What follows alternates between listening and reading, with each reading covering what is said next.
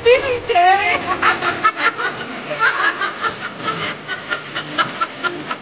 Jadi kita bayangkan misalnya bahwa konflik itu pertama-tama akan terjadi di dalam koalisi, lalu melebar menjadi konflik diam-diam soal leadership di antara presiden dan wakil presiden.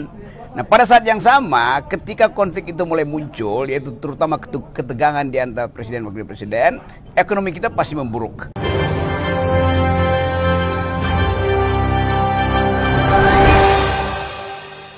Assalamualaikum warahmatullahi wabarakatuh. Nah, beredar di sosial media Gibran sebagai wapresnya Prabowo dicuekin ya. Nah, ini banyak mengundang komentar dari netizen. Apakah Gibran ini tidak dianggap oleh Prabowo sebagai cawapresnya, atau itu hanya asumsi dari netizen saja ya? Baik, tanpa banyak kalam langsung saja kita lihat videonya.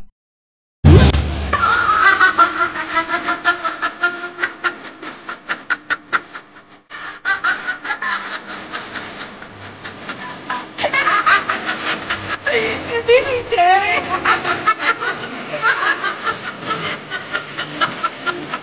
Coba kita ulang video lagi ya.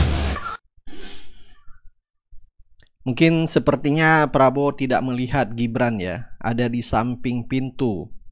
Dan Gibran sepertinya juga menyambut Prabowo. Tetapi tidak ada basa-basi sehingga dilewatin langsung sama Prabowo dan tidak disalamin ya. Sampai netizen mengatakan wapres yang tidak dianggap oleh Prabowo. Nah, asumsi-asumsi dari netizen ini bisa saja terjadi ya. Konflik di internal pemerintah Prabowo. Karena masyarakat maupun netizen ya memprediksikan akan terjadi perpecahan di dalam pemerintah Prabowo antara kubu Prabowo dengan kubu Jokowi, tentunya yaitu Gibran ya. Dan Rocky Gerung pun mengatakan bakal ada konflik ya di pemerintah Prabowo. Baik, langsung saja kita lihat videonya. Assalamualaikum warahmatullahi wabarakatuh. Waalaikumsalam warahmatullahi wabarakatuh. Kawan-kawan, kita hari ini ketemu dengan Bung Rocky. Kita ingin minta pandangannya Bung Rocky. Saya kira penting. Ini kan persoalan urusan election elektoral kan sudah selesai. Yes. Dan Prabowo sudah dinyatakan dan sudah ditandatangani oleh KPU dinyatakan pemenang. Oke. Dan insya Allah nanti akan dilantik pada tanggal 20 Oktober bulan ini. Kira-kira dengan pokok persoalan yang banyak sebagaimana kita diskusikan tadi, apa yang harus dilakukan oleh Pak Prabowo ini? Yang pertama yang mesti kita uji kimia psikologi antara Prabowo dan Gibran. Karena ini soal kepemimpinan. Mereka berdua akan ketemu tiap hari dan dengan segala macam perbedaan kultur, cara berpikir itu, etik segala macam itu, kemampuan retorik. Jadi kita bayangkan misalnya bahwa konflik itu pertama-tama akan terjadi di dalam koalisi, lalu melebar menjadi konflik diam-diam soal leadership di antara presiden dan wakil presiden. Nah, pada saat yang sama, ketika konflik itu mulai muncul, yaitu terutama ketegangan di antara presiden dan wakil presiden, ekonomi kita pasti memburuk. Karena ketegangan global, supply chain yang terganggu tuh, semua parameter tentang moneter itu mulai merambah dan membuat kita kelimpungan, bahkan mungkin potensi ras akan terjadi. Jadi Prabowo ada dalam ketegangan psikologi sekaligus ketegangan sosial. Apalagi kalau kita tambahkan bahwa dunia bersiap-siap untuk ikut perang dunia ketiga tuh. Semua dolar di Indonesia akan dipanggil pulang oleh Joe Biden untuk persiapan industri perang di situ kan.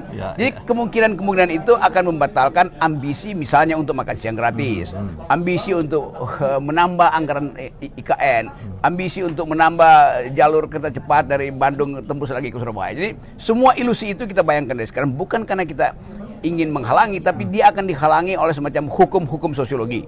Atau dalam ilmu agama dia akan dihalangi oleh hukum-hukum alam alias sunatullah. Jadi kalau begitu bisa apakah dapat disimpulkan sesungguhnya beban yang terberat oleh Pak Prabowo itu sesungguhnya ada pada Gibran? Ya itu di depan situ tuh ada mawar, coba di short mawar itu.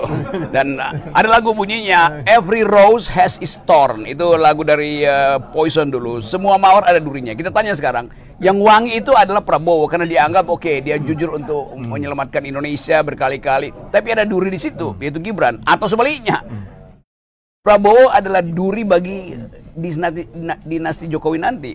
Karena kalau misalnya soal-soal politik hari ini membuat ekonomi gagal, masyarakat kemudian lakukan social unrest, itu artinya yang harus bertanggung jawab adalah Jokowi. Tapi saya dengar kemarin Prabowo bilang bahwa dia sudah dipersiapkan oleh Jokowi sejak lama tuh. Saya baru mau nanya yang itu terakhir. Ini semacam pengakuan yang menunjukkan bahwa sebetulnya ada deal antara Jokowi dan Prabowo. Jadi kalau kita tanya siapa yang pilih Jokowi, rakyat bukan. Yang pilih Prabowo adalah Jokowi melalui pembagian bansos, kira-kira begitu jalan pikirannya kan, atau dengan dibujuk makan siang gratis. Itu ide yang betul-betul menghina akal sehat kita tuh, karena tidak mungkin orang itu diluk-lukkan hanya dengan memberi dia makan siang kan. Kita mesti beri dia pikiran, bukan sekedar karbohidrat, tapi juga protein dan kemampuan konseptual. Nah, itu yang saya kira akan kelabakan nanti. Karena masyarakat sipil, buruh terutama akan tetap menuntut keadilan dan kemerdekaan berpikir. Tapi bagaimana Bung Rocky menilai apa yang dikemukakan oleh kaum sivitas akademika melihat hasil berharap banyak kemarin dengan Mahkamah Konstitusi, tapi faktanya kan berbanding terbalik dari apa harapan. Bahkan mereka menyatakan yang menyelesaikan ini ada peradilan rakyat seperti itu. Iya, memang sebetulnya itu akhirnya kan. Jadi kalau lembaga-lembaga formal mengalami yang disebut oleh Huntington political decaying, pembusukan politik, kan yang membusuk terakhir adalah akar konstitusi kita di Mahkamah Konstitusi itu. Sebelumnya daunnya membusuk, itu Paman Usman, dia sebagai daun, tapi sekarang akarnya membusuk. Maka saya gembira sebetulnya pembusukan itu total, supaya bisa ditumbuhkan bibit-bibit baru tuh. Nah, keadaan semacam itu hanya bisa dilakukan secara pelembagaan. Kita masih nuntut misalnya supaya Megawati teruskan protesnya itu ke DPR dalam bentuk hak angket apapun kan, supaya terbuka lagi dinamika politik. Tapi kalau itu pun macet, ya udah akan ada People Tribunal. Entah di dalam negeri atau dibuat di luar negeri. Artinya rakyat mencari jalannya sendiri. Rakyat mencari jalan sendiri, dan arus rakyat itu selalu tidak bisa ditahan oleh kekuasaan. Yang terakhir, ya, apa yang diinginkan, diharapkan kepada para pendukung, ya, relawan yang mungkin sudah mulai goyah melihat mereka berharap cukup banyak kepada kepada pasangannya, tapi di akhirnya itu terjadi zigzag yang luar biasa oleh elit-elit partai. Iya, terlihat bahwa yang kata Bung Rocky itu munafik besar. Iya, konkurensi atau koherensi berpikir ideologi politik dari elit itu ternyata berbanding terbalik dengan apa yang diharapkan rakyat. Ya. Kan rakyat menghendaki 01, 03 itu tetap dalam posisi oposisi. Ya. Rakyat berapa persen? 48 juta rakyat. Kan Prabowo dapat 58 juta tuh, 58%. Jadi itu angka konservatif itu ya. Yes, berarti ada 48% rakyat Indonesia menghendaki partai Nasdem, partai PKB, partai PKS, partai PDIP untuk membackup suara rakyat. Sekarang 3-4 orang elit mengatakan kami mau bergabung. Bagaimana logikanya tuh? Kalau seluruh rakyat menghendaki tapi elit mau bergabung. Jadi memang kelihatan bahwa kita masih dangkal dan berpikir. Untung sekali Pengadilan Jakarta Selatan kemarin itu memutuskan bahwa kepentingan publik itu bisa diucapkan dengan cara yang bahkan menghina presiden.